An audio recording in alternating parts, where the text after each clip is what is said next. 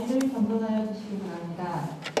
지금부터 12월 제1차 구리시 의회 의정 정례 브리핑을 시작하겠습니다. 안녕하십니까. 정례 브리핑의 진행을 맡은 의회 홍보팀장 김은미입니다.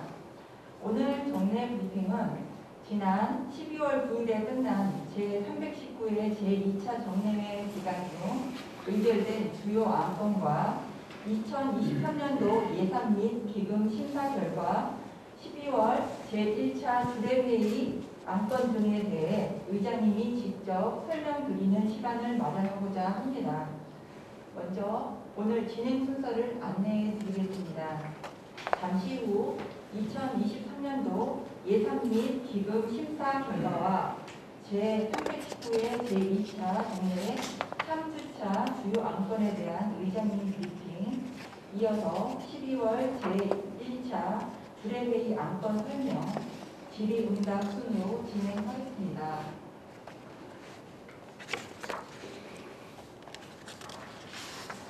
그럼 구리시 의회 권봉수 의장님을 앞으로 모셔 2023년도 예산 및 기금 심사 결과와 제319회 제2차 정례회 3주차 주요 안건 등에 대한 브리핑을 직접 듣도록 하겠습니다. 예, 반갑습니다. 2주 만에 뵙습니다. 지난 주간에 그 본회의 일정이 잡혀 있어서 그 전 주간, 그러니까 예결위 활동을 우리 319회 2차 정례 기간 중인데 제가 브리핑 시간을 가졌었고, 지난 주간에는, 그러니까 지난주 수요일에는 본회의가 잡혀 있어서 격주가 되고 이제 오늘 이렇게 뵙게 되었습니다. 하여튼 날씨 오늘 되게 영하 10도까지 내려가셔서 추우신데 식사 후에 이렇게 와주신 언론인 여러분들께 우선 감사드립니다. 꾸준하게 이렇게 와주시고 관심 기울여 주시고 의회와 관련된 제가 요거 좀 벗고 하겠습니다. 말이 막 뭉개져 가지고요. 꾸준히 그렇게 해 주셔서 하여튼 의회의 활동 상황, 그게 뭐 좋은 방향이건 나쁜 방향이건, 또는 시민들 입장에서는 충고할 거리들 뭐 이런 것들 풍부하게 예전보다는 더욱더 접하게 되는 게 다 여기 계신 우리 언론인들께서 도와주셔서 된 일이라고 생각을 하고요. 앞으로도 저희도 더 열심히 2024년도에 또 하겠지만 앞으로도 계속 도와주시길 바랍니다. 오늘 사실은 이미 개략적인 그러니까 2주 전 제가 브리핑 시간에 이제 예결위에 올라가서 심의되는 개략적인 내용들에 대해서 브리핑을 한번 드렸어요. 그리고 이제 물론 그래서 결정 과정에 조금 이제 뭐 내용들이 이제 확정된 것들 오늘 제가 좀 설명을 드리겠지만, 그래서 오늘은 어떻게 원래 진행할 생각이었냐면 이미 지난 주간에 본회의에서 내년도 예산안이 의결됐을 때 저희가 보도 자료를 통해서 내용에 대해서는, 개략적인 내용에 대해서는 이미 언론의 협조를 부탁드렸고 또 충실하게 보도해 주셔서 우리 시민들께서 뭐 내용들에 대해서는 개략적인 내용은 알고 계십니다. 그런데 오늘은 원래는 그래서 예결위원장님을 이 브리핑 자리에 내려오시게 하셔서 뭐 삭감의 이유라든가 삭감 과정에 어떤 논란이 있었는가 등 백브리핑을 좀 부탁을 드렸었고, 우리 지금 행정조사특위 세형주택 그 지역조합과 관련해서 행정조사특위가 진행되고 있는데, 그 내용도 개략적인 건 제가 설명드렸지만 직접 행조특위위원장님이 오셔서 세부적인 내용, 그다음에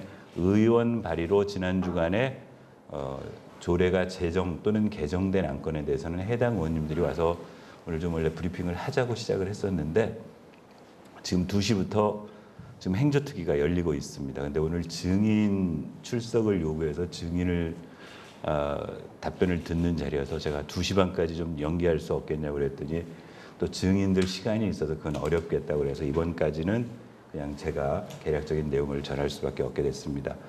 하여튼 앞으로 정리의 브리핑은 그런 방식으로 제가 의장으로 있는 동안에는 아마 뭐 개괄적인 내용들은 저희가 서류를 통해서든 자료를 통해서든 알려드리고, 또 그 외 그 서류를 통해서 저희가 보도 자료를 통해서 알려드리기에 이렇게 뭐 이렇게 좀 문서로 표현하기 어려운 내용들을 기사 쓰시기에 편하게 백브리핑 시간에 좀 설명드리고 그 해당되는 의원님들이 앞으로는 좀 가능한 한 적극적으로 나오셔서 우리 언론인 여러분들과의 관계도 소통의 관계도 좀 넓혀가면서 실제로 그 각자 의원님들이 가지고 있는 생각들, 뭐 조례 개정의 취지라든가 또는 어떤 그 원인 행위를 했을 때 그 행위의 동기라든가 이런 것들을 충분히 여기 계신 기자님들께 설명드려서 어떤 기자를 쓰실 때 그 본의, 진의가 잘 시민들에게 전달될 수 있으면 좋겠다 싶은 생각에서 이런 자리를 마련했고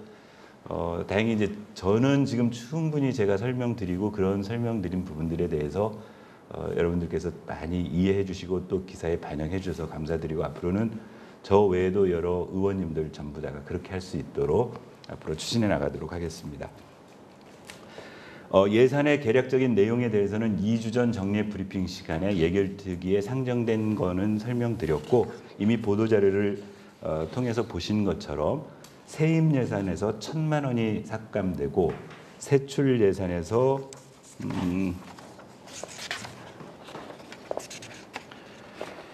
세출 예산에서 총 46억 2,700만 원이 삭감된 내용으로 본회의에서 의결이 되었습니다. 그 안은 예결특위에서 의결해가지고 가지고 온 안이었습니다. 그래서 아마 보도자료 낼 때 실제 이제 삭감 조서는 같이 첨부해 드린 걸로 알고 있습니다. 근데 이제 오늘 브리핑 시간에 조금 설명 자료로 여러분께 그 브리핑 자료로 나눠드린 그 세출 예산 삭감 내역을 조금 보기 편하게 자료로 정리해서 드렸습니다. 그래서 총 25건, 일반회계에서 총 25건에 대해서 삭감 그 비목, 그다음에 삭감 액수, 그리고 삭감을 하게 된 예결특위의 의견까지를 쭉 나열해 놨습니다.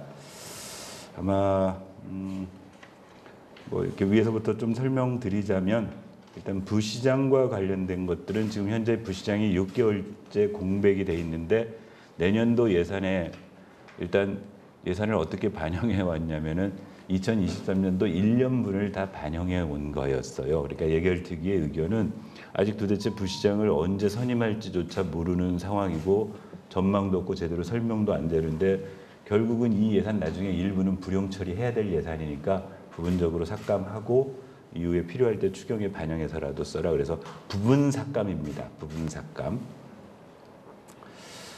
그 다음에 이제 구리소식지 예산이 거기 보면은 2억 3천만 원 정도가 증액됐어요. 증액의 요구가 뭐였냐면은 이유가 뭐였냐면은 일부 판형이라든가 이런 것들을 바꾸겠다. 그래서 거기서 한 뭐 1억 여기가 2억 8천이니까 한 1억 9천, 2억 가까이 증액 요인이 생기고 아니군요. 한 1억 5천 정도. 그다음에 그 종이값 뭐 펄프값이 올라서 지대값이 올랐다라는 이유로 한 2억 3천 정도가 올해 예산에 비해서 증액됐는데 예결특위의 의견은 현재 수준의 예산 규모에서 구리소식지를 발행해도 전혀 부족치 않다. 그러니까 올해 예산에 준해서 집행을 하라는 그런 내용들이었습니다. 그리고 뭐 좀 보시면 거기 구리시 노인복지관 집기류 등 구입해가지고 5억이 삭감된 게 있습니다. 하여튼 이게 계륵입니다. 노인복지관 문제는 하여튼 초기 단계에서부터 진행되는 과정을 이미 그러니까 이제 전임 시장 시절, 전임 의회, 전대 의회 시절에 시작되어진 일인데 저희 구대의회가 출범해서 행정사무감사 그리고 현장 확인, 그다음에 추경 예산 이번 2023년도 본 예산까지 쭉 처리해가는 과정에 이 좀 상식적으로 이해가 되지 않는 그러니까 리모델링 공사 거기에 리모델링 공사를 한다는 얘기는 신축 공사보다는 훨씬 비용을 줄이고 기간을 줄이겠다는 의도로 리모델링이 시작된 건데 결과적으로는 뭐 예산이 배보다 배꼽이 더 커지는 설계가 변경되고 중간에 계획이 변경돼서 그래서 지금도 약 25억 정도의 추가적인 예산 소요가 필요하다. 근데 일단 의회 의견은 그렇습니다. 빨리 이 노인복지관이 지금 늦어지긴 했지만 하여튼 최대한 이른 시간에 리모델링 공사가 완결되어서 그 안에 우리 그 구리시의 어르신들이 들어가셔서 편안하게 지내실 수 있도록 하는 게 맞다. 그래서 공사비 예산에 대해서는 여러 가지 질책을 한 가운데 허락을 한 거고, 그다음에 일부 이제 그 이후에 그 안에 들어가는 집기료든가 운영과 관련된 예산 속에서는 얼마든지 절감 가능성이 있으니까 그 부분에 대해서 부분 삭감을 해 놓은 거고요. 그 다음에는 거기 학교 지원 예산들이 있습니다. 교육경비 지원 예산인데요. 교육경비 지원 예산은 교육경비 지원에 관한 조례에 의거해서 이 어떤 신청을 받아가지고 하는데, 거기 보시면 아시겠지만 이번에 올라온 교육경비 지원 예산 중에 학교 선생님들의 노트북이 좀 낡아서 그걸 교체해야 되겠다고 올라온 안이 집행부에서 올린 안들이 있습니다. 물론 각 학교의 형평성이라든가 이런 것들을 기하다 보니까 집행부에서 어쩔 수 없이 예산에 반영한 측면이 있는데, 하여튼 예결특위에서는 그 부분을 이건 교육경비 지원으로 하기에는 좀 이유가 타당치 않은, 그거는 교육 예산에서, 교육청 예산에서, 아니 교사가 지금 노트북이 낡아가지고 아이들을 못 가르친다면 교육 예산에서 당연히 반영해서 기기 구입비로, 비품 구입비로 해줘야 될 것들을 지방자치단체 교육경비 지원 예산으로 받는다는 게 그건 온당치 않다라는 차원에서 삭감을 한 걸로 알고 있습니다. 그리고 그 두 번째 장, 그러니까 3페이지 받으신 브리핑 자료 3페이지에 왕숙체육공원 주차 관제 시스템 도입, 요게 뭐하고 연결되는 거냐면요, 여기 1억 5천을 전액 감했는데 이게 어디하고 연결되는 거냐면 세입 예산에 1,000만 원 삭감된 거하고 연결이 되는 겁니다. 그러니까 시에서는 지금 어떻게 하냐면 왕숙체육공원에 주차장이 있는데 현재 무료로 그냥 거기 사용되고 있어요. 그랬더니 도시공사에서 관리를 해야 되는데 도시공사에서는 거기에다가 주차 관제 시스템을 만들어 가지고 앞으로 주차료를 받겠다는 겁니다. 그래서 그렇게 하면 내년도 1년도 주차료 수입이 1,000만 원쯤 된다는 거예요. 그래서 세입에서 1,000만 원을 계상하고 그 주차 관제 시스템을 1억 5천을 만들어 놨는데, 의회 의견은 아니 그 시설을 만든 게 우리 시민들이 체육공원을 잘 활용하라고 했는데 1억 5천 들여서 관리 시스템 만들어 가지고 1,000만 원 그 시설을 이용하는 시민들한테 주차료 받는 게 이게 온당한 일이냐. 그래서 세입에서 감하고 세출에서 감해가지고 현재처럼 거기를 이용하는 체육인들이 그냥 이용할 수 있도록 해라, 이제 그런 겁니다. 그다음에 그 리틀 축구단 차량 구입비는 차량이 현재 있습니다. 리틀 축구단에 차량이 있는데 낡아서 이제 해당 부서에서는 이걸 교체해야 되겠다, 그런 거고, 의회 의견은 상태를 가서 확인해 보니 아직은 운행이 가능하다, 이런 의견 차이입니다. 그 다음에 제가 기사에서 또 본 것 같은데 장자대로 군악대 축제 예산이 감돼 있습니다. 이거는 우리 그 시장님이 이제 공약을 하신 건 아닌 것 같은데, 공약에는 군악대 축제가 없었던 것 같은데 이제 취임하신 이후에 어떤 아이디어를 낸 거냐면, 현재 군악대나 밴드들이 실제로 운영은 하는데 공연할 곳이, 코로나도 그렇고 전체 사회 분위기가 옛날처럼 막 군인들 데려다가 이런 행사에 이렇게 동원하고 하는 게 없는 모양입니다. 그러니까 그 뭐 해군 군악대, 육군 군악대, 군단 군악대 이렇게 하면은 전국에 있는 군악대들을 모아서 장자대로에서 군악대 축제를 하면 시민들에게 볼거리도 제공하고 또 그걸 보러 관광객이 오지 않겠느냐는 아이디어를 내셨고, 그걸 해당 부서에서 예산에 반영했는데요. 이제 의회에서 예산 심의 과정에 도대체 구리시가 군대하고 무슨 상관이 있길래, 예를 들면 대부분 지금 군악대 그 퍼레이드를 하는 데가 진해 또는 원주 같은 경우는 군사령부가 있고 진해는 그 해군 항구가 있으니까 이제 실제 군하고 시민들의 관계가 밀접해 있는데, 저희는 구리시에는 뭐 그럴 하등의 이유가 없는데 생뚱맞다. 그리고 그게 무슨 관광 유입 효과가 있겠냐는 의견으로 전액 감한 겁니다. 그다음에 거기 뭐 한강변 자전거 도로 쉼터 조성 사업 같은 경우에는 일단 예산 계산부터 한 거기 때문에 이거는 종합계획을 세우고 해라.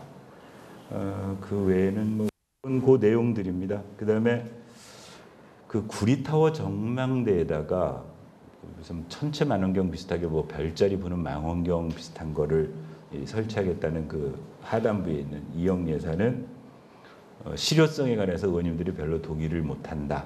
지금 사실은 거기 그 우리 구리타워도 당초에 소각 시설을 만들 때 하고 있는데 그렇게 막 그 사람들이 오셔가지고 지금 그 이렇게 회전 돌아가는 레스토랑 운영을 하고 있지만 그리고 그 아래층에 갤러리를 운영을 하고 있는데 이제 겨우 자리 잡혀가고 있는 거기에다가 또 어떤 공간을 만들어서 이 2억짜리 천체망원경 해놨다고 해서 무슨 시민들에게 큰 저희가 되겠느냐 하는 그런 판단이었습니다. 그래서 총 46억 정도를 감했던 내용입니다.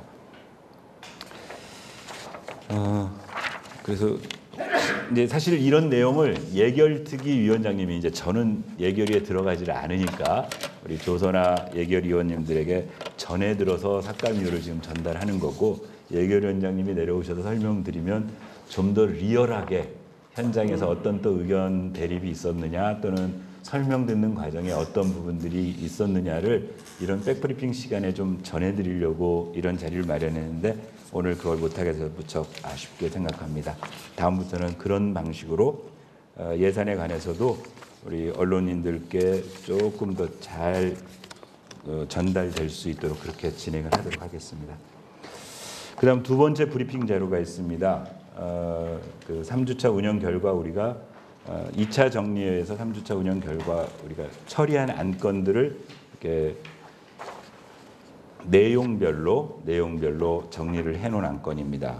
이건 아마 제가 그때 주례회의 설명하면서 이런 방식으로 설명을 드렸는데 결론적으로 2차 정례회에서는 조례 및 규칙안을 11건 그리고 동의안 승인안을 5건 그다음에 일반 안건 3건 이렇게 처리를 했습니다.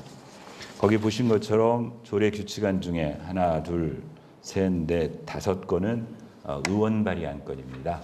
의원 발의 안건인데 그 첫 번째는 청년 창업 지원 조례안은 재정 조례입니다.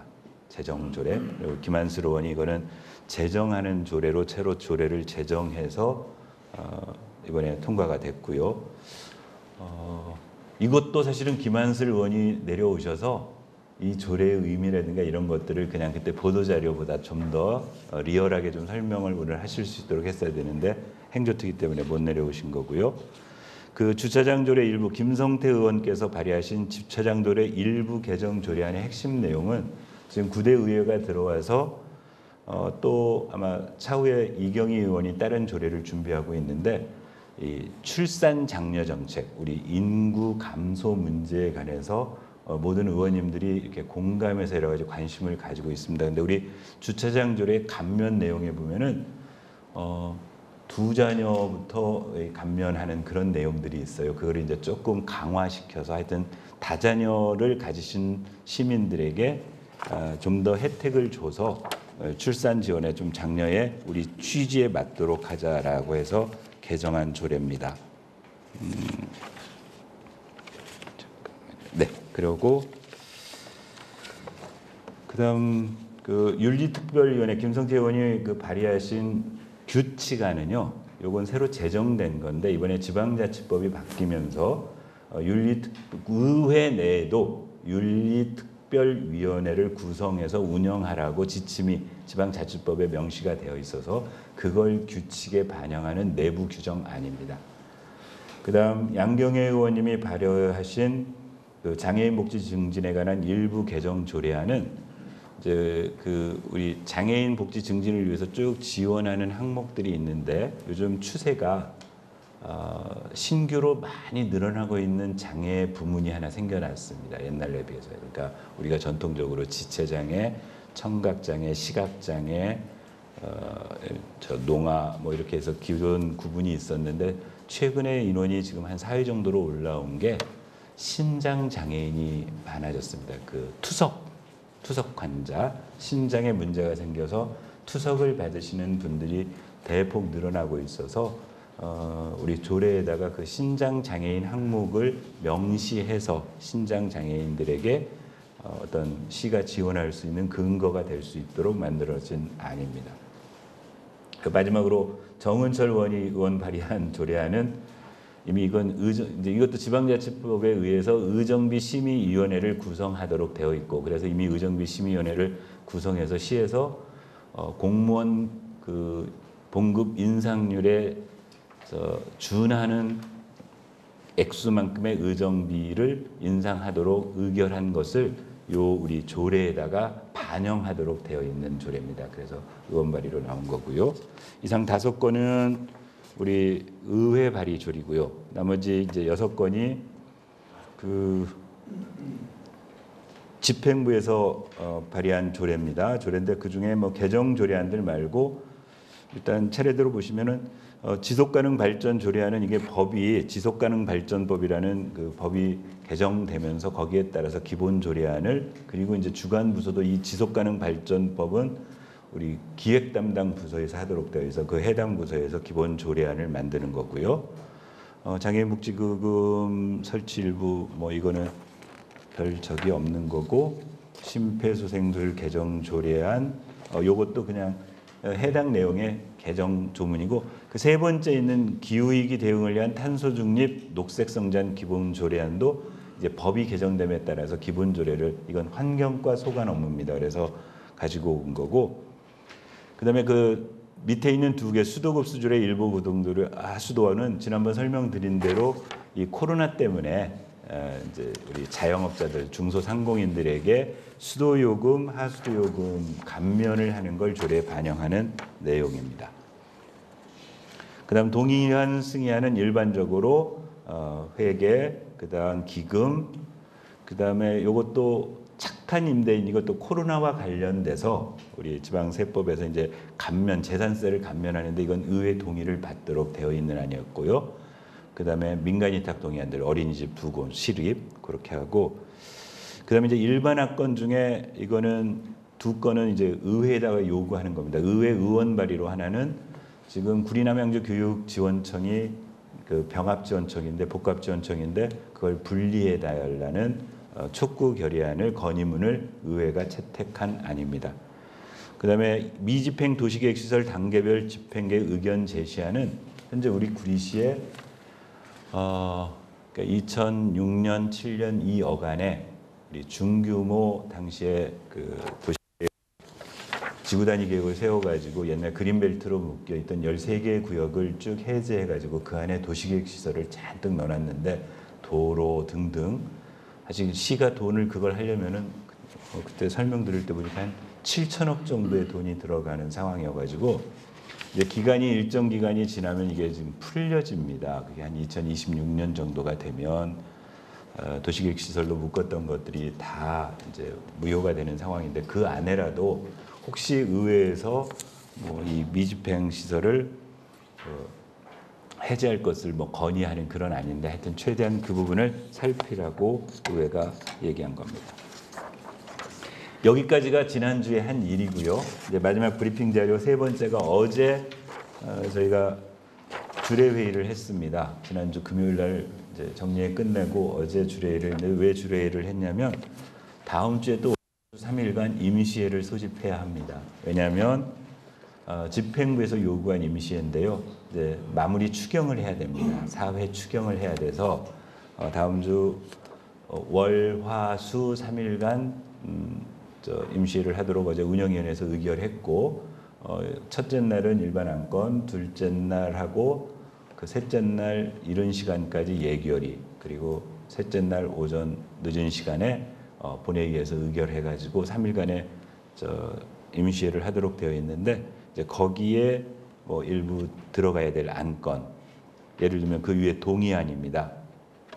거기 보시면 이태원 사고 사망자 가족에 대한 지방세 감면 동의안 해가지고 이번에 그 이태원 참사로 희생하신 분들 가족의 이제 재산세, 그러니까 지방세니까 거기에는 뭐 재산세, 그다음에 자동차세 주 항목이 그렇게 들어갑니다. 그래서 저희 시에는 해당 희생자분이 한 분 계셔요. 한 분 계시는데 아직은 지금 이게 하지 않았는데, 이 감면 동의안이 선정되면 그분에게만 혜택이 돌아가는 게 아니고 이런 경우도 있답니다.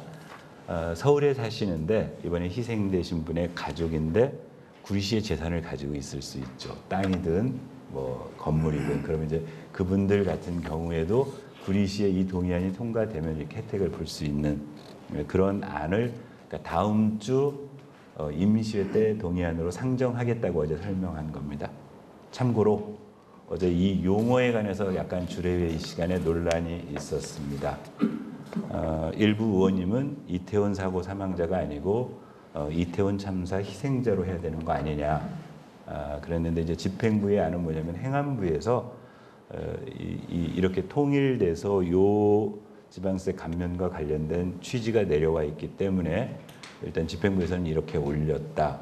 그래서 어제 어떻게 정리를 했냐면 일단 이렇게 집행부가 제출한 동의안에 대해서 의회에서 동의안의 제목을 수정해서 승인할 수 있는지를 법적으로 검토해보고 의회가 대응하자 정도로 어제 얘기를 했었고요. 그다음에 이제 거기 일반 안건 4건 중에 2건은 지난번 예산심의 과정 그리고 그 시장님의 시정 질문에 대한 그 답변 과정에서 언급됐던 문제와 관련돼서 복합적으로 의원님들의 판단을 구하기 위해서 주례회에 와서 보고하라고 한 건입니다. 뭐냐면 저기 구리여고 가는 삼거리에 보면 지금 공사하고 있는 곳이 하나 있습니다. 그게 청소년 문화의 집입니다. 그건 이제 그 관련 법에 의해서 각 시 자치단체가 청소년 수련관, 청소년 문화의 집, 청소년 수련시설 등등을 갖추도록 되어 있고 그걸 갖추기 위해서 청소년 문화의 집을 지금 건립하고 있습니다. 그래서 내년 한 여름쯤에 해서 하반기 정도에 지금 공정률이 한 55% 정도 건립이 되어 있는데 이제 예산 하나가 올라온 게 하나가 있었는데 그 메타버스라고 요즘 그 가상 체험보다 조금 진보된 그 미래 기술을 통해서 체험하는 그런 그 메타버스 스튜디오를 이 청소년 수련관에 건립하겠다. 이제 그 예산을 그래서 이제 그걸 이게 종합적으로 판단해서 들어야 되기 때문에 그리고 또 하나는 혹시 시정 질문에 대한 답변 과정에 그 의장석에서 제가 발언한 건 중에 하나였는데 거기에 방정환 아카데미를 또 시장 공약 사항으로 집어넣겠다. 그러니까 그러면 도대체 청소년 문화의 집을 앞으로 어떻게 운영하겠다는 거냐의 종합적 계획. 그다음에 어제 2억이었나요? 2억 우리 메타버스 예산이 2억인데 그 예산을 투여해서 앞으로 그 메타버스는 그럼 어떻게 관리하는 거냐? 청소년 문화의 집이 관련하는 거냐? 그 업무는 또 정보통신과 업무거든요. 그래서 그 정보통신과장, 평생학습과장 2개 국장이 같이 연석해서 거기에 대한 어제 설명을 드린 내용입니다. 그다음에 그 밑에는요. 지금 전기차 이제 보급이 국가적인 정책이고 그러면 주차 면수에 비례해서 전기차 충전 시설을 갖추도록 법에 명시되어 있는데 아직 구리시청사, 그러니까 구리시청 야트홀 여기도 그렇고 그다음에 주민 편익 시설인 저 소각장에 있는 주민 편익 시설에도 그동안 충전차가 그 법정 대수에 비해서 적었답니다. 적었는데 이게 이제 사업 모델이 돼가지고 이걸 시에서 그 충전 시설을 하려면은 뭐 대당 한 600만 원 이런 정도로 이제 그게 완속 급속에 따라서 달라지는데 하는데 그걸 사업 모델로 하는 이제 말하자면 어떤 사업체가 생긴 거예요. 그러니까 설비는 그 회사에서 하고 충전 시설의 설비는 그 요금에서 충전 요금에서 수익 모델을 차지하는 그래서 그게 환경부에서 각 시군으로 협력사업으로 내려와서 협약을 해서 시는 토지, 그러니까 공간을 제공하고 시설은 그쪽에서 설치하고 향후 5년간 그 시설을 이용하는. 근데 이것도 어차피 외부 기관과 시와 협약을 해가지고 하는 일인데 우리 조례에 의해서 협약은 시의회에 보고하도록 되어 있습니다. MOU를 맺는 일은. 그래서 어제 주례회의에서 그렇게 보고하러 온 안건입니다. 이상이 오늘 브리핑해 드릴 안건이었습니다. 그리고 하나 조금 더 이제 요것과 여기 없고 부수적으로 지금 하고 있는 거 하나는 이제 구대의회에 들어와서 지금 6개월 정도 활동을 저희가 했었고 선거가 있는 해에는 상반기에 있는 정례회가 하반기로 밀려와가지고 저희가 9월달에 1차 정례회, 11월달에 2차 정례회를 했는데 내년부터는 6월에 1차 정례회, 11월에 2차 정례회를 하게 됩니다. 그러면 그 1, 2차 정례회 기간 되는 동안에는 그 시정 전반에 관해서 저희가 질문할 수 있는 안건이 있어요. 그게 시정 질문의 건, 시정 질문에 대한 답변의 건 해가지고 의사일정으로 반영해서 시정 전반에 관해서 의원님들이 궁금해하시는 것들 또는 여러 가지를 시장을 상대로 해서 묻습니다. 그런데 나머지 임시의 기간에는 그러니까 예를 들면 시가 어떤 안건을 제출했거나 무슨 동의안이든 조례 개정안이든 그러면 질의답변 과정에 묻는 것, 그러니까 우리가 어찌 보면 이렇게 수세적으로 피동적으로 우리가 묻는 건 가능합니다. 그런데 능동적으로 의회가 선제적으로 할 수 있는 게 뭐가 지금 하나 우리 제도적으로 보장되어 있냐면 5분 발언이 있습니다. 의원님들이 여러 가지 현안에 관해서 자신의 의견을 밝힐 수 있는 5분 발언이 의회 규칙에 명시되어 있어서 의장이 24시간 전에 허가하면 할 수 있습니다. 근데 그건 그냥 내 얘기를 그냥 던지는 겁니다. 내 의견은 이렇습니다. 그 중간 과정이 하나 필요해 보여서 의원님들과 지금 논의 중입니다. 현안 질문의 건을 하나 회의 규칙에 넣어서 임시의 기간 중에도 시장, 부시장 또는 국장을 상대로 해서 의원님들이 현안에 관해서 묻고 답할 수 있는, 그래서 시정 전반은 아니지만 그 임시의 시기 또는 그 해당 시기에 시민들이 궁금해하던 시민들에게 커다란 어떤 그 영향을 미칠 수 있는 건들에 대해서는 집행부의 의견을 묻고 답할 수 있는 그런 어떤 제도가 필요하겠다. 그러기 위해서는 그걸 구리시 의회 규칙에다가 회의 규칙에다가 집어넣어야 되는데 그래서 지금 의원님들과 그 논의를 진행하고 있습니다. 그래서 잘 진행이 되면 내년도 상반기부터 임시의 기간 동안에는 시민들이 궁금해하시고 시민들이 알고 싶어하는 것들을 의원님들을 통해서 집행부로부터 뭐 그렇다고 무한정할 수는 없으니까 이제 시간이 제한되겠죠. 우리 저 국회에서 보면은 총리나 장관을 상대로 해서 10분이면 10분, 20분이면 20분 이렇게 현안에서 질문하는 그런 방식으로 일문일답식으로 진행하는 그렇게 조금 의회 운영에 있어서도 조금씩 개선해 나가서 하여튼 시민과 함께하는 의회를 만들어야 되겠다는데 우리 의원들이 공감하고 같이 준비를 하고 있다는 말씀 드리고 이후에 구체적으로 개정안 또는 제정안이 나오면은 다시 설명드려서 그 시스템에 관해서는 또 브리핑 해드리도록 하겠습니다. 네, 이상입니다. 네, 이어서 질의응답 시간을 갖겠습니다. 질문이 있으신 분들은 손을 들어주시기 바랍니다. 네, 우리 박현기.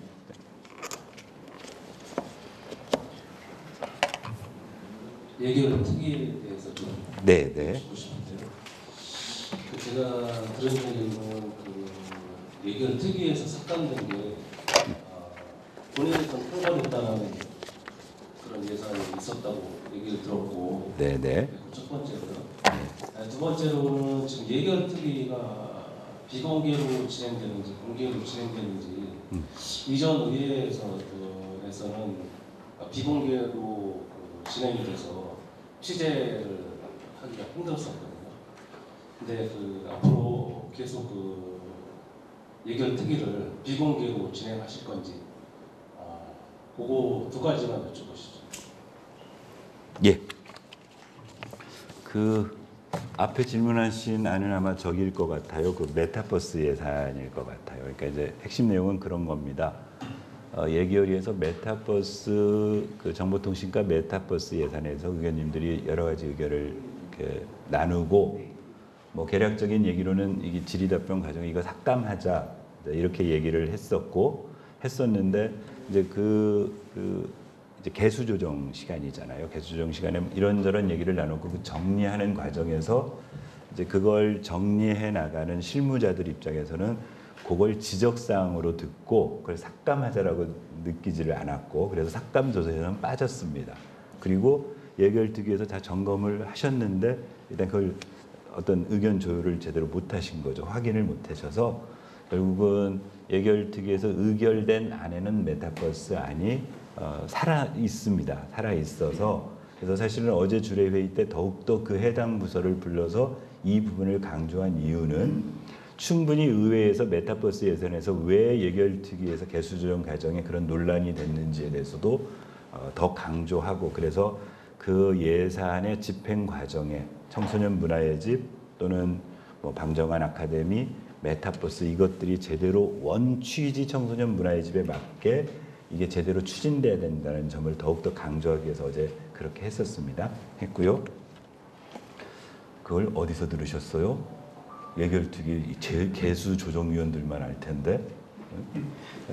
그러신 거고, 그 부분 사실은 이제 검토해 보겠습니다. 그러니까 사실은 이제 특위를 제가 12년 만에 의회에 들어왔잖아요. 의회에 들어와서 여하튼 지로는 시민과 함께하는 해서 이렇게 지금 브리핑 시간도 만들고, 그 전 의회에 있을 때 행정사무감사도 그전에는 언론인들 못 들어오게 하던 거를 들어와서 실제로 해야 된다 해서 취재했었고, 그 다음 인터넷 중계됐고, 지금 그래서 방송 중계가 되고 하는데, 예결특위 부분에 대해서도 올해 사실은 준비가 안 된 과정에 전화 또는 구대 의원님들이 그냥 관행적으로 8대 의회에서 이런 방식으로 했습니다 해서 했는데, 일단 충분히 검토를 하겠습니다 해서, 다만 이제 공간이 이제 얘기를 들어보니 행정사무감사는 여하튼 저희가 그 집행부에서 마련돼 준 공간 속에 들어가니까 그래도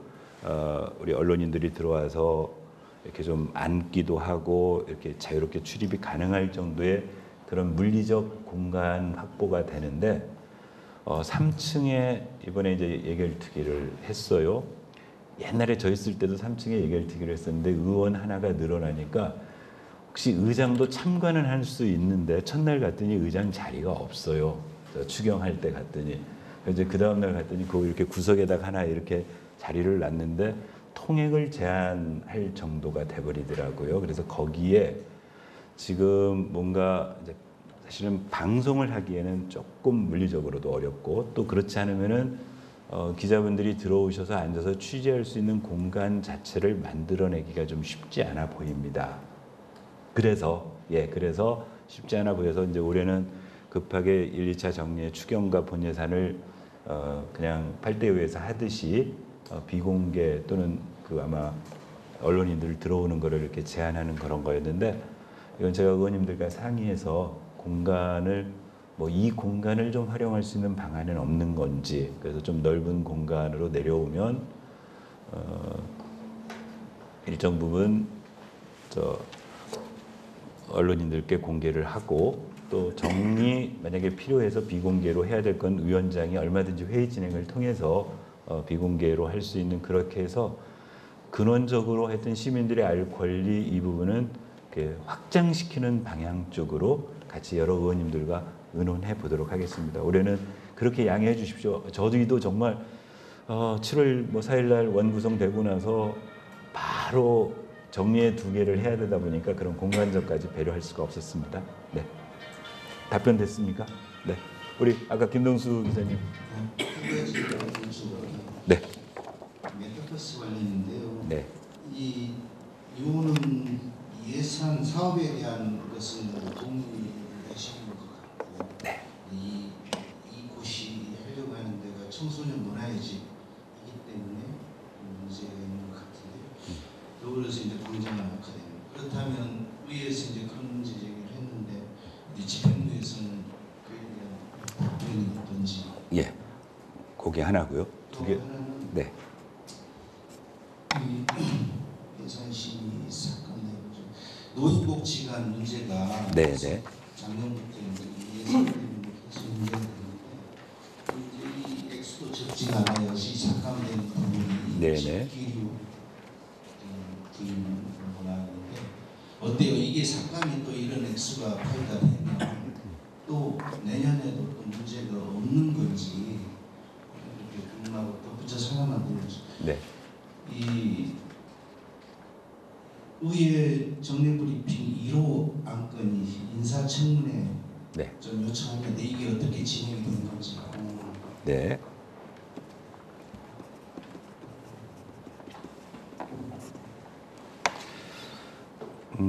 첫 번째 아까 했던 청소년 문화의 집 메타버스 건은 이제 이런 어제 주례 회의 시간에 제가 이제 본회의장에서 이루어졌던 시정 질문과 답변 과정에 방정환 아카데미, 방정환 도서관 문제를 접근하는 방식을 보고 시장님께 사실은 조언을 드렸죠. 그러니까 공약이라는 이유로 이제 아마 그날 방송 보셨으면 아시겠지만은 정치인들이 표를 위해서 선거 시기가 되면 공약에 실현 여부, 가능성 여부는 사실 생각하기 힘듭니다. 일단 표될 만한 거 다 공약에 넣습니다. 저도 그랬습니다. 그런데 이제 막상 본인이 집행을 하러 들어오면 사실은 과감하게 당사자가 취사 선택을 해야 된다고 봅니다. 그런데 그 취사 선택하기가 쉽지 않아요. 왜 그러냐면 여기 계신 언론인들이 소위 집행권자 이 시장 군수 단체장들을 평가할 때 제일 먼저 치는 지표가 공약 이행률을 따지시지 않습니까? 그러면 공무원들 입장에서는 공약 이행률들을 높이는 게 아주 필생 과제입니다. 이제 그러다 보니까 시장 공약에 방정환 아카데미가 들었고 방정환 도서관이 들어있는데 방정환 아카데미를 만들기 위해서 아직 체계적으로 조사한 것도 없어요. 6개월 만에 그런 것들 기획해낼 수 없습니다. 제 생각에는 방정환이라는 브랜드를 정말 제대로 사용하려면 방정환 선생에 대해서 어떤 학술 토론회도 구리시에서 몇 번을 통해서 그 방정환 선생이 살아온 궤적이 우리 구리시와 어떤 연관 관계를 갖는지 이론적으로 되고 그걸 구현하기 위한 방안으로 아카데미도 만들고 그다음에 방정환 도서관이 왜 필요한가의 필요성도 생기고 그러면 방정환 방정환 도서관의 아이덴티티가 뭔가에 대해서도 시민적 합의를 요구해야죠. 그런 일련의 과정을 다 거쳐서 계획이 이루어져야 제대로 된 공약 이행이 되는데 이제 그건 어렵다 보니까 일단 시장님이 공약 이행하라고 하지 않습니까? 그럼 아카데미 만들긴 만들어야 되는데 마침 청소년 문화의 집 지어져요. 거기에 사무공간이 있어요. 그러니까 거기다가 방정환 아카데미라고 지어서 무슨 센터 역할을 하는 걸 또 하나 만들어서 기존에 있던 센터 역할을 하겠다고 시정 질문의 답변 시간에 답변을 하셨어요. 방정환 도서관을 이미 교문 도서관 리모델링 공사가 전임 시장 시절부터 쭉 이루어져 왔어요. 그런데 시장이 바뀌어서 방정환 도서관 하니까 그 리모델링하고 있던 기존의 교문 도서관 한 공간에다가 방정환 선생의 본함 하나 나중에 가서 보십시오. 뭐 이렇게 화보나 해가지고 몇 개 책 몇 권 갖다 놓고 그 이름을 방정환 도서관으로 바꿔서 공약 이행하겠다고 할 겁니다. 메타버스 역시 시장 공약이었습니다. 누군가가 제시했겠죠. 메타버스가 앞으로 첨단, 앞으로 미래 그러니까 이거 합시다. 그럼 메타버스 그 체험관도 정말 어딘가에 가가지고 어제 똑같이 주례 시간에 제가 그 말씀 드렸습니다. 이후에 장기적으로 시간을 가지고 우리가 갈매동 지식산업센터가 됐던 유관한 어떤 그 메타버스를 설치해서 실제 시민들, 청소년들 포함해서 모두가 그 메타버스를 통해서 미래의 어떤 문화에 대해서 제대로 체험하고 할 수 있는 그런 방식으로 진행을 하는 게 옳지. 그런데 그러려면 임기 내 공약 이행 안 됩니다. 그러니까 이제 메타버스를 해야 되고 그 메타버스는 첨단 어떤 문물이니까 정보통신과에서 원래 해야 될 업무잖아요. 그러니까 업무는 정보통신과에 배당이 됐고 그러다 보니까 그 공간에 마침 청소년 문화의 집 기본 계획안에 보면 4층에 VR 체험존이라고 해서 청소년들이 뭐 이렇게 이거 쓰고 하는 VR 체험존이 있었는데 그걸 발전적으로 정보통신과에서 메타버스를 거기다 얹겠다. 이런 사업 양태가 됐다는 거예요. 그래서 의회는 메타버스 필요합니다. 방정환 도서관 정말 제대로 해가지고 구리시에 전국에서 가장 전문적인 어린이 도서관이 생겨서 방정환 도서관 생기면 왜 안 좋겠습니까? 어린이 문제와 관련해서 가장 전국의 기초자치단체 중에 최고인 구리시가 방정환 아카데미를 운영해서 우리나라 어린이 문제 지도자들을 다 여기서 키워내고 하면 왜 안 좋겠어요? 제대로 했으면 좋겠다는 게 이제 구리시의 의견. 이제 뭐 그런 분들을 지적을 했었고 그 메타버스 예산에 관해서도 제발 그런 취지로 무리 없이 할 수 있도록 이후에 관리 체계라든가 운영 체계에 대해서 의회 의견을 전달했었습니다. 두 번째 이제 노인복지관 말씀하셨어요. 아까도 설명드렸던 것처럼 일단 노인복지관 기본적으로 리모델링 공사 예산이 뭐 당초 58억 59억에서 120억 110억까지. 그러니까 이게 그다음에 그 절차도 그 예산이 증액되는 과정들을 저희 구대의회 의원님들이 참 뭐 이런 말도 안 되는 행정들을 했느냐. 그러니까 계획안이 구상되어져서 집행도 되기 전에 무슨 예산 증액이 이루어지고 그 예산 이번에 2차 정례를 앞두고 갔다가 우리 신동아 운영위원장이 그 신동아 운영위원장도 성격 되게 느긋하신 분이잖아요. 아주 불같이 화를 내는 걸 봤습니다. 왜 화를 냈냐면요. 감리 단장이 이제 설명을 하러 현장 확인을 갔는데 밑에 이런 걸 뭐라 그러죠? 데코 타일? 이제 바닥 공사를 지금 다 한 겁니다. 바닥 공사를. 저희 의원들이랑 쭉 갔는데 바닥 공사 이 상태 그대로 놔두고 거기서 나머지 지금 공사를 진행을 하고 있는 거예요. 저는 문과여서 사실 그런 공사 부분에 대해서 잘 모르는데 우리 신동아 운영위원장은 문과임에도 불구하고 이과 쪽 일을 하셔서 감리단장한테 그런 겁니다. 아니 지금 감리가 뭘 하고 있는 겁니까? 여기에 이걸 뭐라고 합니까? 이렇게 뭐 하다못해 뭘 깔판이라도 깔아서 요게 망가지지 않아야 나중에 감리했을 때 이 바닥 공사가 제대로 이루어지는 거지. 이렇게 방치해놓고 나중에 정말 준공 시점에서 여기 기스나고 흠 나가지고 이거 문제 생기면 그걸 어떻게 관리? 지금 공사 관리 그렇게 하고 있어요. 그러니까 노인복지관이 아주 총체적 난국이었어요. 그런데 그래서 정말 생각 같아서는 구대의회 의원님들 생각 같아서는 이거 정말 올스토 시키고 원래부터 다시 봤으면 좋겠다는 생각이 굴뚝 같은데 실제 그 시설을 이용하는 우리 구시의 어르신들이 지금 여성행복센터 한쪽에 쫓겨 오셔가지고 우리 노인회장님 맨날 말씀하셔요. 구리시에서 제일 큰 대학이 노인대학인데 말하자면 지금 4개 학년을 운영해야 되는데 1개 학년밖에 운영 못하고 있는 지경이다. 그러니 일단 공사는 최대한 현재 시점에서라도 최대한 진행해야 된다. 그래서 올라온 예산 중에 공사와 관련된 예산은 승인을 했었고 이제 그럼에도 불구하고 이후에 이제 공사가 이루어지고 또 추가적으로 뭐 비품이라든가 여러 가지 집기라든가 등등의 그런 항목에 대한 예산들은 좀 충분히 더 검토해도 좀 기간이 된다니 그래서 일종의 타협안이라고 보시면 됩니다. 그렇게 이해해 주시면 좋겠고요. 마지막으로 인사청문회와 관련해서는 별 아직 뭐 답이 없습니다. 그래서 언제쯤 답이 올까를 생각했더니 실제로 이제 지방공사, 지방공기업 두 군데 구리도시공사와 구리 농수산물공사에 이제 사장 선임을 해야 될 그래서 구리시 의회에 임원 추천을 다시 요구할 시기가 있습니다. 그건 조례 그렇게 하도록 되어 있으니까 이제 그 시기쯤 돼야 구체적으로 뭐 의회도 그걸 전제로 해서 우리가 추천하겠다든가 좀 더 강력하게 그때쯤 돼야 거기도 하고 현재 지금 양대 공사에서는 상임이사 그러니까 본부장 또는 비상임이사 뭐 이런 쪽에 대한 선임을 하는데 그건 저희 원래부터 인사청문회를 요구한 자리가 아니었기 때문에 아직 그냥 묵묵부답으로 있고 그걸 반면 교사 삼아 요즘은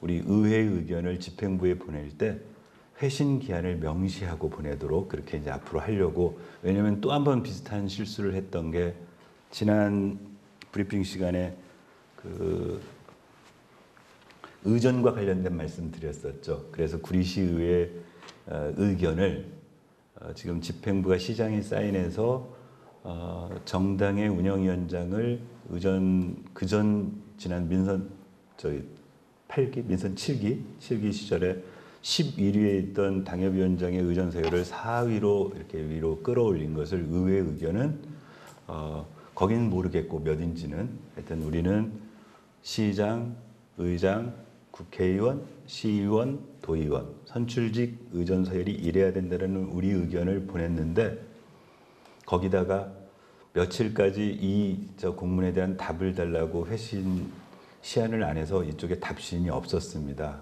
그래서 아직까지 답신이 없어서요. 앞으로는 이제 모든 공문을 보낼 때 언제까지 답을 달라고 해서 제가 오늘 자료 제출 요구를 하나 하면서 우리 의회 사무과 직원들에게 회신 기한을 앞으로는 명시해서 보냅시다 이렇게 했습니다. 앞으로는 그렇게 하겠습니다. 추가 질문 있으시면 손 들어주시기 바랍니다. 예, 우리 송영환 기자님.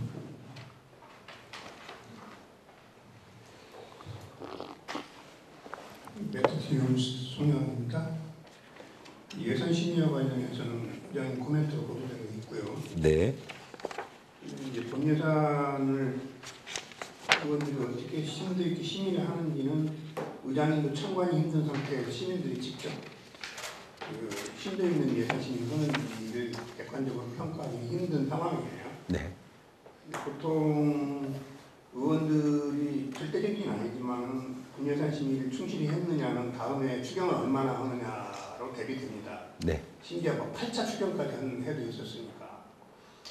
물론 뭐 추경이라는 게뭐 교부금 예시액이나 뭐 마무리 추경들 꼭 필요한 추경도 있습니다만은 집행부가 임기응대식 사업을 진행하면서 끼워넣기 추경이 특히 전 집행부에 심했던 것 같아요. 그래서 예결위의 공개는 필히 개수조정은 빼고라도 네네. 또 위원장 판단에서 비공개로 할 부분이 예민한 부분이 있으면 중간중간 비공개를 하더라도 이건 추진하셨으면 하는 바람이고요. 네네. 다음에 이제 임기가 6개월 차인데 부대의회가 신정 질문을 2번을 했어요. 네. 3개월 만에. 그런데 신정 질문 답변 의장님이 뭐 단성에서 모니터링을 충분히 하고 답답할 때 끼어들기도 하시고 아까처럼 뭐 그런 강정환 도서관에 대해서랄지 여러 가지 참여를 하신 걸로 알고 있는데 대체적으로 객관적으로 최대한 객관적으로 해서 의원의 질문 수준과 집행부의 답변의 성실도를 어떻게 평가하시는가? 대답하시 곤란한가요? 아니요. 저 곤란하지 않습니다. 전 의회나 아니면 이전에 의정 활동을 했을 때를 기억하면 어느 부분은 긍정적이고 어느 부분은 부족한 점이다 하는 걸 총평을 한번 듣고 싶습니다. 네. 일단 첫 번째 말씀하신 예결위와 관련해서는 그런 하여튼 효율적 예결위가 운영될 수 있도록 하여튼 제가 책임지고 있는 전반기 기간 동안에 토대를 마련하도록 하겠습니다. 그리고 기본적으로 시민의 알 권리를 위해서 공개해야 된다는 취지에는 뭐 저는 전적으로 동의하고 있기 때문에 구체적인 방법에 대해서 가능한 건지 여부 또 이제 그동안 뭐 바뀐 여러 가지 취지 제도나 이런 것들이 있어서 또 그냥 저 혼자 생각으로 못하는 일들이 꽤 많더라고요. 그래서 하여튼 그건 근데 기본 취지에 동의하고요. 시정 질문 답변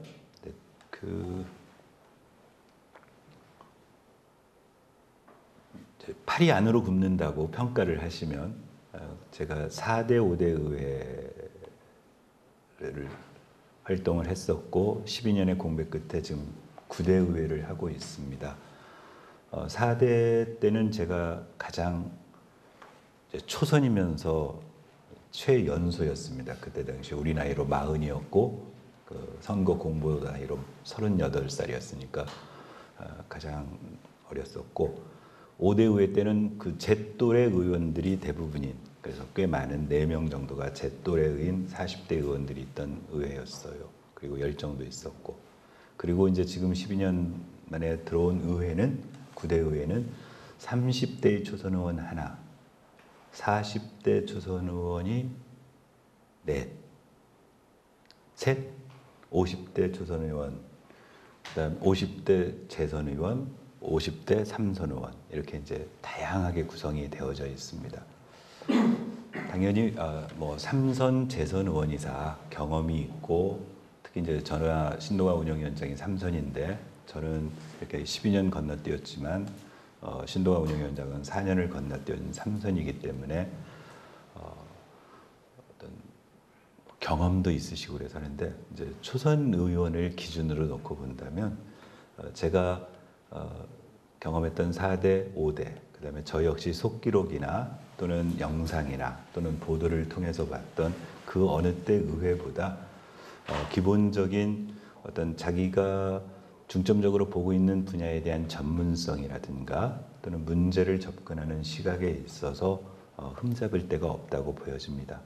다만 아직 이렇게 지금 초선으로 들어오신 그 5분의 의원님들 같은 경우에는 이제 각각의 강론의 강점을 가지고 있지만 그 강론을 종합적으로 이렇게 어우러서 전체 숲을 얘기하기에는 아직 경험이 그래서 기준치 자체도 근데 제가 아까 우리 송 기자님께서 평가를 해달라고 그러셨는데 이제 그러려면 제가 어떻게 되냐면은 모든 감정을 사상하고 옛날 4대 의회 초선 때 6개월의 또 뭐 전때 8대 의회 때 초선 의원들의 6개월을 이렇게 떼어놓고 평가를 해야 되는데 그게 쉽지가 않아서 근데 다만 여하튼 기본적 자질은 훌륭하시다.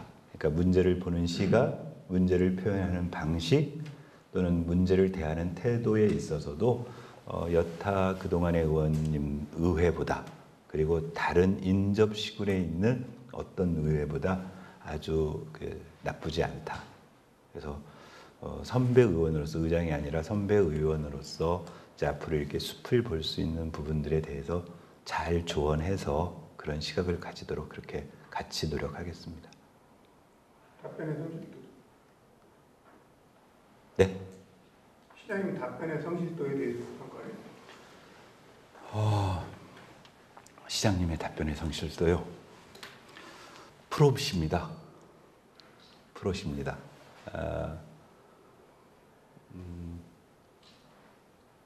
제가 시장이었어도 그렇게 답변하는 부분들이 많을 것 같습니다.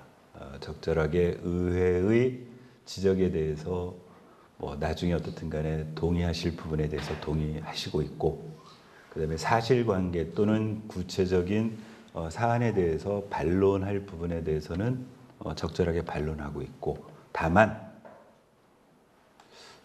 조금 더 디테일한 부분에서도 섬세하게 시민들에게 좀 한 걸음 더 나가서 구체적인 얘기들을 해줬으면 좋겠는데 되게 원론적 선에서 이렇게 하고 계시다 정도가 저의 코멘트 되겠습니다.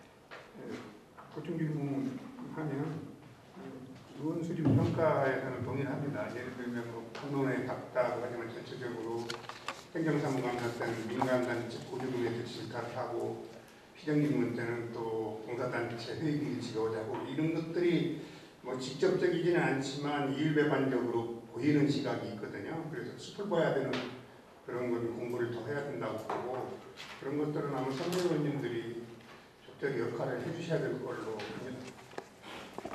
여기까지 하죠. 네, 뭐 언론에서 그런 부분들의 잘한 부분들 이렇게 격려해 주시고 부족해서 채워야 될 부분들에 대해서는 또 그렇게 조언해 주십시오. 모두 우리 구리시의회 9대 의원님들 다 열려 있어서 그렇게 언론에서든 시민사회에서든 그렇게 제기되는 어떤 조언에 대해서 늘 이렇게 수정해 나가려는 자세들은 가지고 있다고 저는 믿고 있습니다. 네, 시간 관계상 아이고. 마지막 질문 받겠습니다. 네.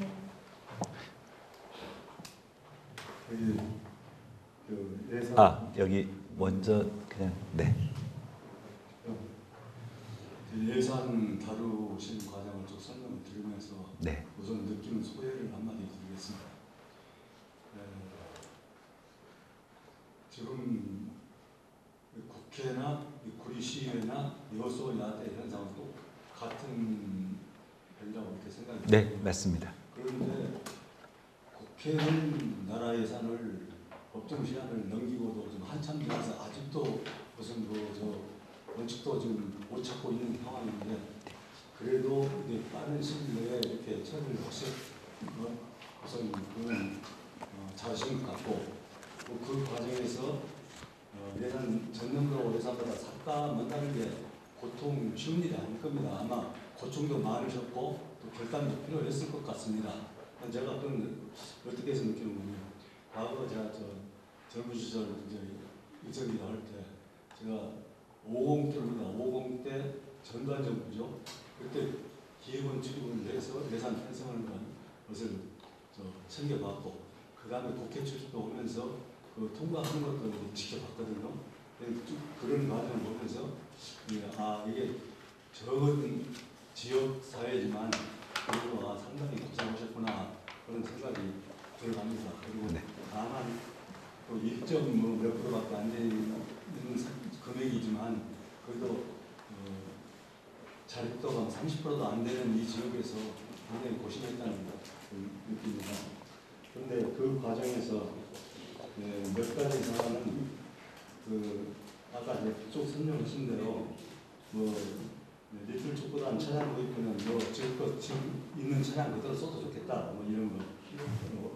또 고랑대 축제 이거 우리 지역하고 별로 상관도 없는데 굳이 그런 걸 해야 될 필요가 있느냐 이런 것은 진짜 의회가 꼭 해야 될 역할을 했다고 생각이 됩니다.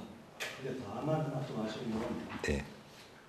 지금 삭감한 것 중에 보니까 복지 차원 쪽에서 복지 쪽에서 복지재단, 경로당, 무슨 행복신경 이런 걸 쭉 5개 항목을 보니까 그게 총 금액이 8억이 되고만. 네. 복지단 설립과 경로당 물품 지원, 운영비, 또 집기류. 근데 물론 이제 그 과정에서 설명하시는 것 중에 좀 진짜 이거는 해줘서는 안 되고 이건 좀 깎아야 되겠다 그런 부분이 죄송합니다. 이따가 제가 볼게요. 그 과정에서 이렇게 보니까 그것들이 전부 노인연령과 관련되는 사항이에요. 다 그래서 혹이라도 꼭 필요한 부분이 줄어들 수도 있겠지만 또 너무 굳이 시의회가 그 어르신들이 상대하는데 좀 너무 나아간 거 아니냐 그런 느낌을 들 수도 있겠다 싶어가지고 그런 거는 좀 신경을 쓰셔야 될 것 같다고 생각됩니다. 네. 좀 답변을 듣고 싶은 사람 그거는 이제 제 의견이고 답변을 듣고 싶은 사람이 지금 이렇게 보집행을 몇 차례 좀 하셨지 않습니까? 예. 그 보집행을 하신 걸 좀 정리하는 얘기를 한마디쯤 해주시는 게 좋을 것 같습니다. 몇 차례 해보면서 예. 예.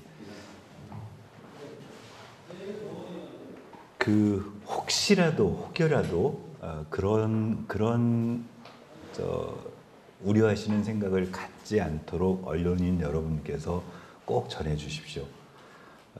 구리시가 편성해온 예산도 노인복지 관련 예산이 여타 시군에 비해서 비율로 볼 때 결코 뒤지지 않습니다. 훨씬 의회나 집행부나 어르신들을 섬기려는 예산에 대해서는 전혀 의회가 어르신들을 홀대한다거나 그런 혹시라도 오해, 아까 총액으로 묶으시니까 8억쯤 됩니다 이렇게 말씀을 하시는데요. 그중에 5억은 아까 말씀드렸던 것처럼 노인복지관 지금 리모델링하는 공사하는 과정의 비품구입인 거고, 그다음에 경로당 운영비 같은 경우에는 왜 부분 삭감을 하게 된 거냐면 지금 이제 그 집행 과정에 있어서 중복되는 부분들이나 이런 것들에 대한 거지 어르신들 관련 예산은 의회가 가장 1순위로 놓고 늘 의원님들이 챙기고 있다는 것 말씀드리고, 이제 본 질문에 있어서 정례 브리핑 쭉 해왔는데 아직 이제 제 의장의 임기가 2년이에요. 제가 또 소심하긴 해도 한번 하면 끝까지 합니다. 그래서 아마 제 임기 2년 동안에는 이 정례 브리핑은 쭉 해나갈 겁니다. 해나가는데 여하튼 감사하게도 이렇게 잊지 않고 와주시는 이 자리에 계시는 특히 지금까지 남아 계시는 우리 기자님들 계시면 한 분이 계시더라도 하는데 기본 취지는 원래 말씀드렸던 것처럼 그렇습니다. 저희가 그냥 보도자료 일상적으로 의회에서 이루어진 일들을 시민들이 좀 더 생동감 있게 듣고 이 의회에서 이루어지는 여러 가지 결정이나 그 결정 과정이 시민의 삶과 직접적인 연결되어 있는 문제인데 그냥 보도자료 한 장 이메일로 받아서 사실은 자기 찾아 들어가시는 분 외에는 그리고 그 보도자료 속에는 저희들의 일방적 말하자면 뭐 선전이잖아요. 근데 그러면 우리 기자님들이 그 이면에 얽힌 이런저런 말씀들 또 조언들도 섞어서 아까 여기 송영환 기자님이나 이렇게 말씀해 주셨던 것처럼 그런 것들까지를 다 기사에 녹여내 주셔서 그게 시민들에게 전달되면 의회가 시민들을 위해서 일하시는 부분들이 좀 더 생동감 있게 전달되고 그런 의회에 대한 신뢰가 결국 구리시의 행정을 제대로 이끌어가는 동력이 될 거라는 믿음에 아직 가지고 있고 아직까지 도와주셔서 하고 있고 아까 처음 말씀드렸던 것처럼 앞으로는 더 발전시키겠습니다. 이제 예결과 관련해서는 예결특위위원장을 맡으신 분이 내려오셔서 좀 더 디테일하게 설명하고 조례와 관련해서는 조례 그 제정 또는 개정하신 의원님이 내려와서 설명하고 그렇게 발전적으로 더욱 발전시켜 나가도록 하겠습니다. 네, 아까 우리 김동완 기자님 말씀드립니다. 네, 간단하게 여쭤보겠습니다. 지금 여야 의원들이 이제 5분, 3분이신데 네. 뭐 예결이나 뭐 지금 뭐그 일련의 과정들 속에서 뭐 고함도 있으시는 것 같기도 하고 어차피 뭐 당들이 틀리시니까 지금 의원님들 간에 뭐 어떤 그런 불협화음은 없으신지 궁금하고요. 거기에 대해서 간단하게 좀 해주십시오. 제가 이제 내년이면 결혼 30주년이거든요. 29년 산 아내하고도 수시로 다툽니다. 그래서 때로는 며칠간, 일주일간 말도 안 하고 지낼 때도 있고 또는 제가 나가는 거를 아내가 보는 채도 안 할 때도 있는데 아까 우리 앞에 기사님 말씀하셨지만은 지금 국회에서 여야가 법정 그 예산 처리 법정 시한을 어기면서까지 그래서 심지어 사상 최초의 수정 뭐 준 예산을 뭐 한 해 수정 예산을 야권 단독으로 하네 이런 정도까지를 하는 이유가 있지요. 근원적으로 나라 살림살이를 보는 시각, 철학이 다른 거 아닙니까?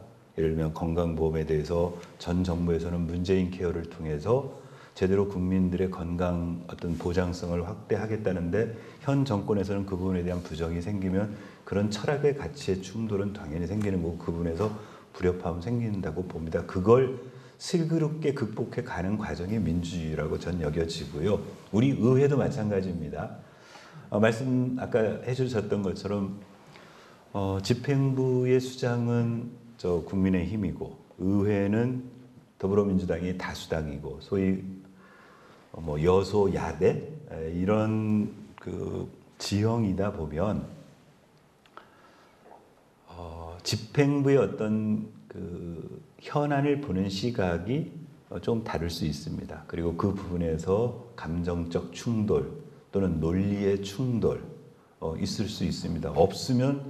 저는 없으면 그게 더 이상하다고 봐요. 그러면 원래 아예 그게 없으려면 이제 정당 무공천하는 이렇게 해서 그래도 아마 그러면 뭘로 갈릴 거냐면 출신 지역으로 또는 출신 학교별로 당파가 형성될 겁니다. 그러니까 세 사람이 모이면 2대1이든 1대2든 1대1대1이든 전부 의견이 다를 수 있고 가장 중요한 건 그 의견들을 규정된 합리적인 규칙에 의거해서 수용하는 범위 내에서 제대로 해결해 나가는 과정이 중요하다고 보는데 우리 김 기자님 5대3인 여소야대에서 감정적 충돌이 있습니다. 또는 서로 그냥 발끈하기도 하고요. 어떨 때는 서로 기분 나쁘기도 하고요. 뭐 그래서 싫은 소리도 서로 주고받기도 하고 때로는 뭐 밥도 따로따로 먹기도 하고 가는데 차도 따로 차기도 합니다. 근데 그건 저는 오히려 그거 없는 게 이상하다고 보고 그 부분을 의장으로서 최대한 어떤 임계점보다는 낮게 그래서 어떤 그 파행으로 가지고 합리적이고 논리적인 결정 구조가 깨지지 않도록 관리는 하도록 하겠습니다. 근데 없는 게 더 이상하다고 여겨주시고 용인할 수 있는 범위 내에서 적절하게 서로 갈등하고 그럼에도 불구하고 시민들을 위해서 일한다는 의회 본연의 자세는 놓치지 않도록 8분의 시의원님 모두가 다 열심히 하고 있다. 이렇게 설명드릴 수 있겠습니다. 선생님 마지막 인사 말씀. 여기 또 손 드시는데요. 어떠세요? 네. 그 전기차 충전 시설에 대한 뭐 설치 협약 보고 같은 게 있었다고 했는데 네네. 혹시 여기 예산 말고 안전과 관련돼서도 언급된 얘기들이 있나요? 네, 마침 협약서 하단부에 보면 이제 협약서 안까지 어제 보고를 했는데 어제 그 부의장님이 지적을 하셨던 것 같아요. 그 안전에 관해서 유사시 안전에 관해서 혹시라도 어떻게 조치하고 있느냐 질문했었고 그래서 이 부지를 제공하는 시가 기본적으로 관리해야 될 부분들과 그 설치한 업체가 관리해야 될 부분들에 대해서도 협의를 하고 있고 유사시에 뭐 하는 것까지는 다 하고 있다라는 그런 답변을 들었습니다. 혹시 그 지하에다가 충전시설도 설치가 되는 얘기인가요? 현재 어제 보고된 곳은 지하는 아닙니다. 지하는 아니어서 구리시청 어제 뭐 위치를 저희가 네, 여기 지금은 그러니까 현재는 구리시청하고 아톨 이우리 이제 회계과가 관할하는 곳에 6기의 충전기 설치하는 거고요. 저기 소각장 우리 주민 편익 시설에 2기 그렇게 해서 설치하는 걸로 어제 보고 받았습니다. 근데 그건 지하 시설 아니고 다 야외였습니다. 뭐 저 주차장 끝에도 있고 우리 여기 의회에서 아트홀 쪽으로 넘어가는 쪽에도 하나 설치한다 그러고 하여튼 그래서 요 우리 공간 내 청사 내에 총 법적으로 9대 충전 시설이 있어야 그게 법적 요건을 충족한다고 어제 보고 받았는데 이번 요 협약을 통해서 설치가 되면 그 부분은 충족된답니다. 네. 예.